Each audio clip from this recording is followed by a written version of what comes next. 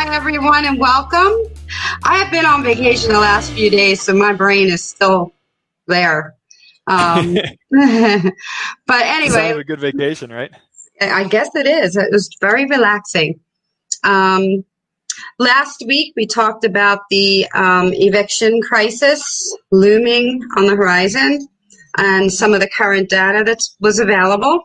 And this week, we're going to discuss something a little off our normal topic, which is land investing, and why diversify into land in 2020. I mean, there's probably a lot of different answers for that, but we're going to get into some of them. Yeah. So, Brian, why don't you start us off a little bit here and tell us a little bit about how and what. Like, let's talk about Scott Todd, because he's a very interesting guy.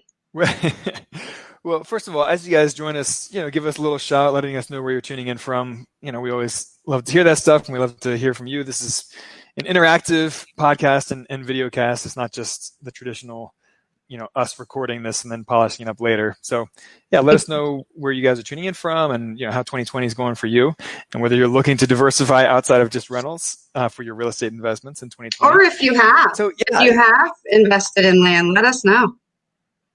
Yeah, absolutely. So, 2020, it's a crazy year.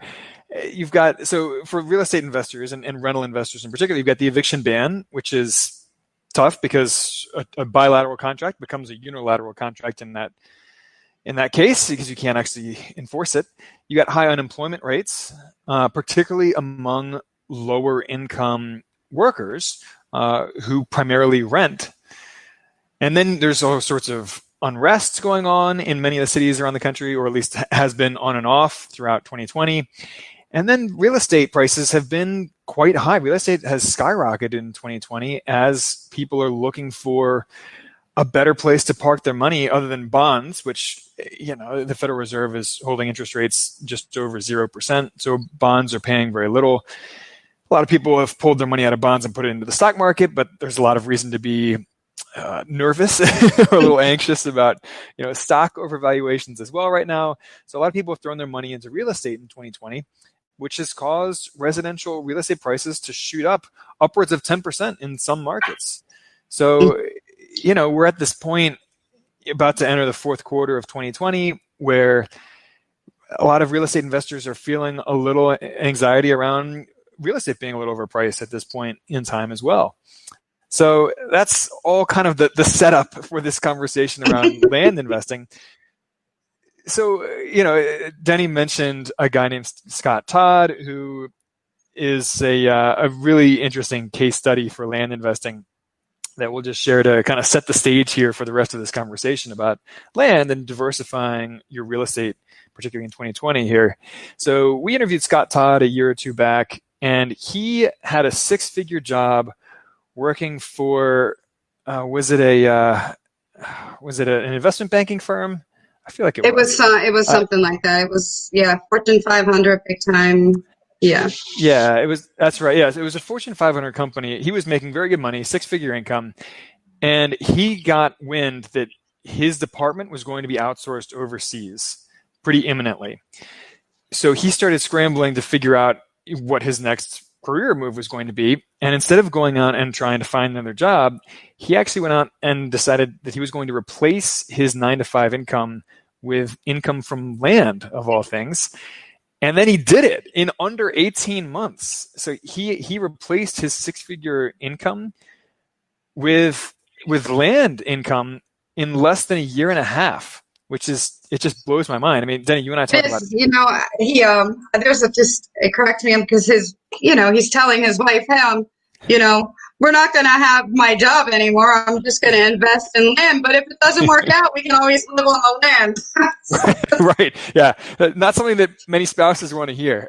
No. that you're just going to go live on a tent, on the raw land somewhere. Yeah, but it worked. It absolutely worked. And now, of course, he's making far more money than he was even when he was working for this Fortune 500 company. And he's bought parcels of land for as little as $100 a piece. but turns around and sells them for 200, 300, 400% returns. So it's very impressive what he's done, and we'll share a link to the case study write up about him and how he did it exactly. But that's sort of just a case study proving that there is a lot of money to be made in land if you're willing to put in the work to learn the ropes. Some of those skills are they relate to residential real estate investing. Some of those skills are a little different. So it's an interesting niche, and one it's not particularly sexy, right? No one's out making TV shows about flip this land, right? Like, interesting. But that's why in many cases it makes such a good investment, is that there's not the same cachet to it. There's not the competition there. My favorite advantage to land investing is that there's almost no regulation on it. Whereas in residential rentals, if you look, there's a ton of regulation.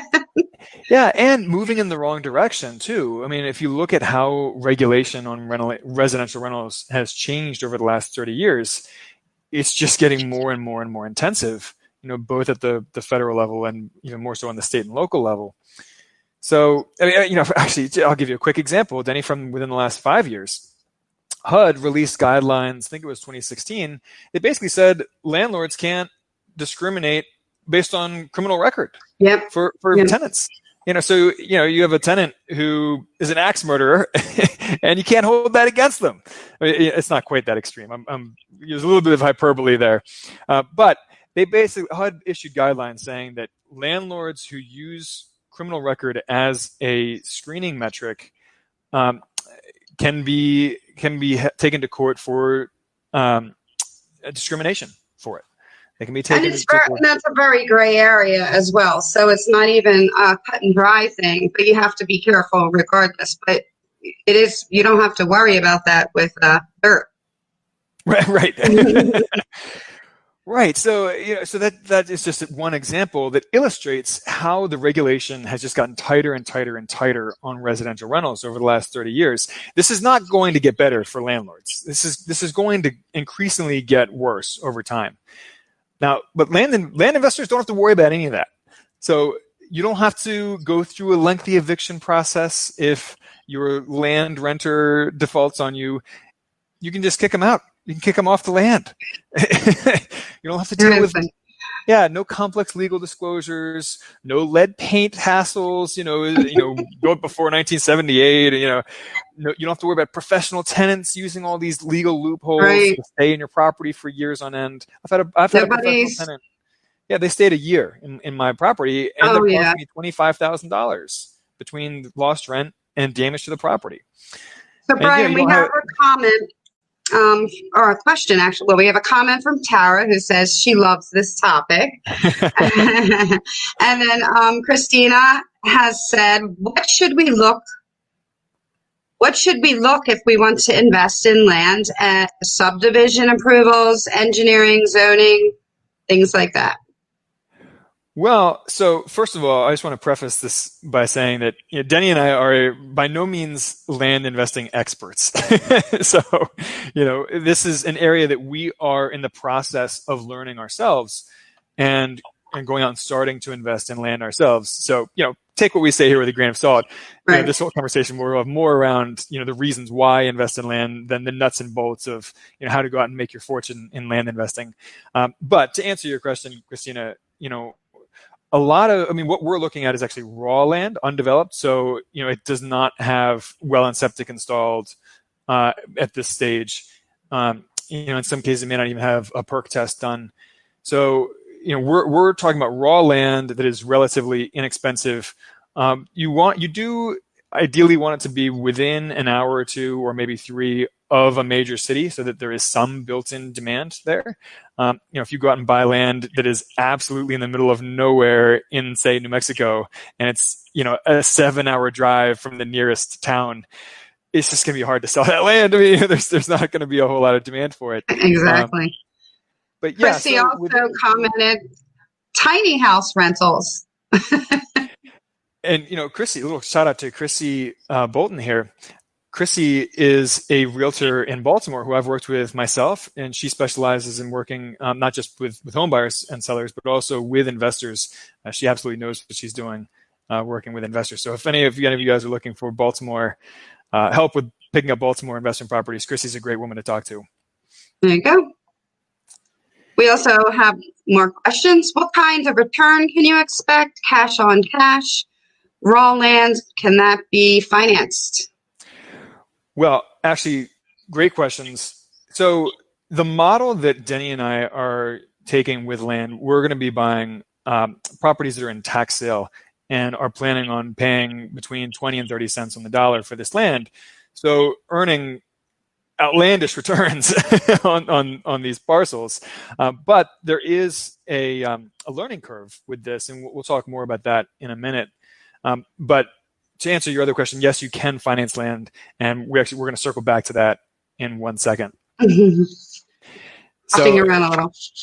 Yeah, we are hopping around a little bit here. And well, in fact, let's talk about financing land right now.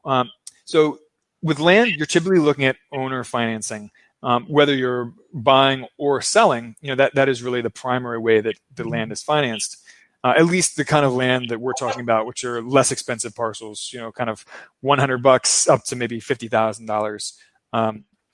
So you can go out and negotiate seller financing with the seller.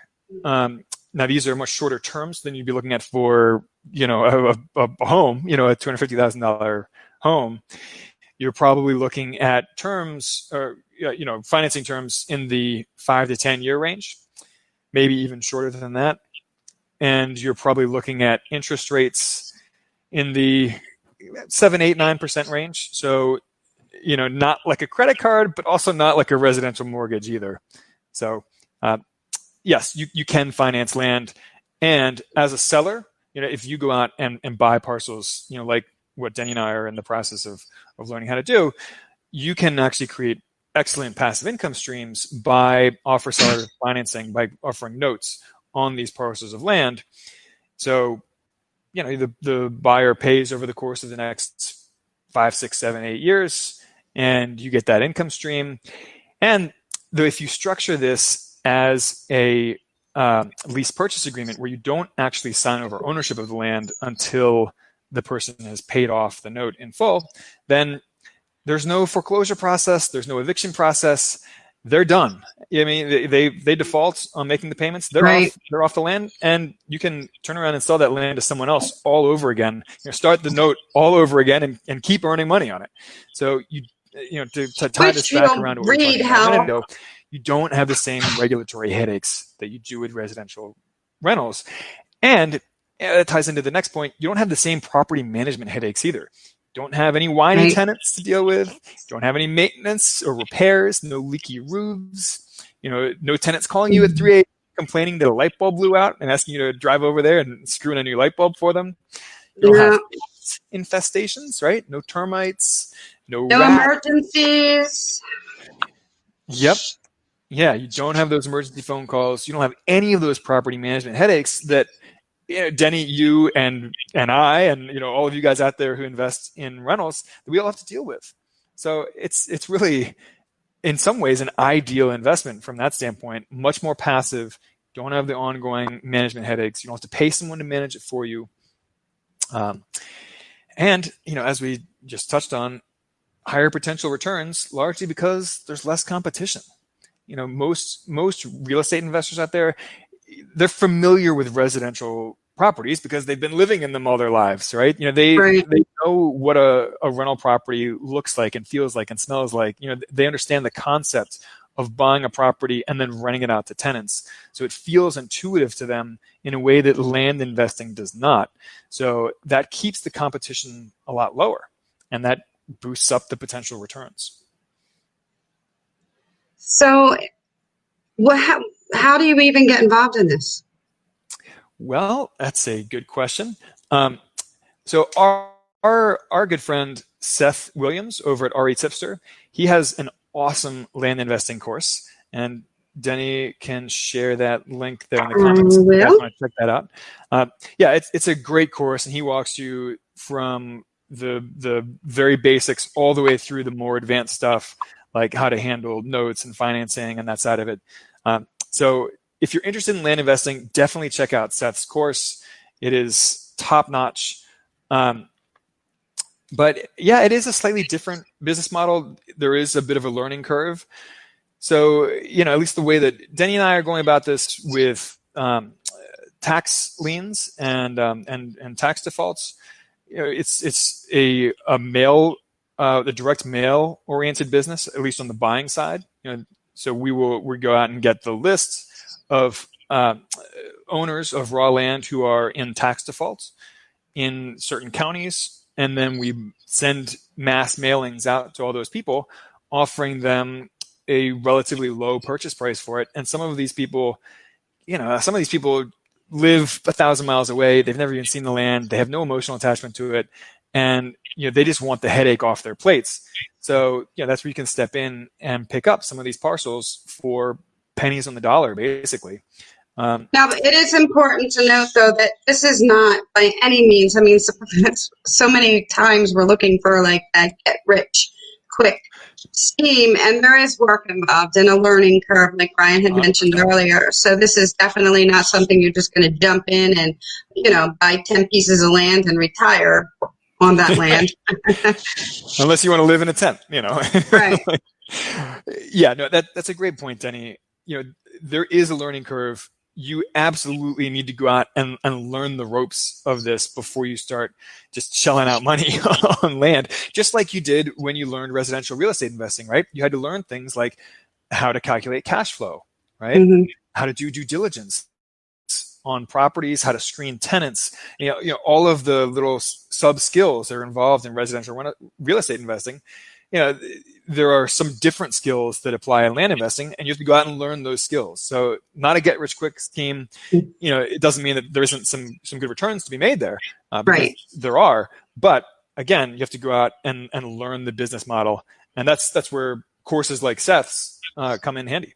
And you need to go out and, master those skills before you start writing checks for thousands of dollars. Exactly. Yeah, you don't want to go driving around your neighborhood and seeing a chunk of land and going, and just buy it up. You definitely want to learn about how to do this. There's a proper procedure. Yeah, there's an entire business model. I mean, before you write your first check for land investing, you want to have a business model written out. You want to have every step of it modeled and have no outstanding questions on, oh, well, I wonder how this works. Well, maybe I'll just figure it out as I go along. Like, that's a good way to lose money. So how much competition is out there with this, do you think? Well, it's increasing. There's no question about that.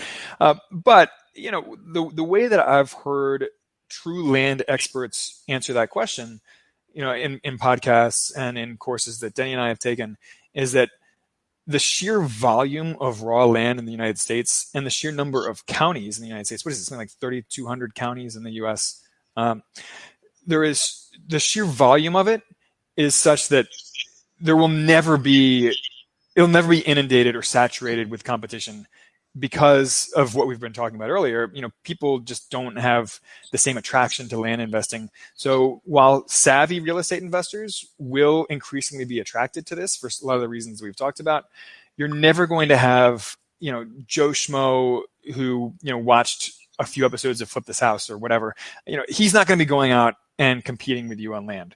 You will increasingly have some professional real estate competition, but again, there's so many billions of acres of raw land in this country that there's plenty to go around, and you're not going to have a land rush the way that we've seen a residential rental property rush in 2020 in the U.S. Definitely not as sexy, I guess, as owning the actual building and the whole 9 yards. Not as sexy, not as intuitive. So you're not going to have the same level of competition. So what else can you tell us, Brian, about land versus rental property? Well, I think I've already covered most of what I wanted to talk about here. To wrap up, I would just say it's a great way to diversify. I mean, Denny and I both cut our teeth on residential rentals. That is where most of our business around Spark Rental is built. It's where most of our own real estate investments lie. So we're never going to walk away from residential rentals and that kind of investing. But land can be a great way to diversify your investment holdings and just spread out your wealth that much more. And if 2020 didn't show us anything, it showed us that diversification is definitely needed. Oh, yes. Well, Denny, anything else, any final thoughts you want to add before we call this a day? No, I think you covered it all. I think I'm excited to see if you guys have any questions. Please email us. Let us know, because it's an interesting subject. Yeah, and let us know what you guys want to hear about next week. This is an interactive podcast and video cast. This is all about you guys. So shoot us a message to our Facebook page or through our website. Let us know what you want to hear about, and we will see you guys next Tuesday. Have a great day.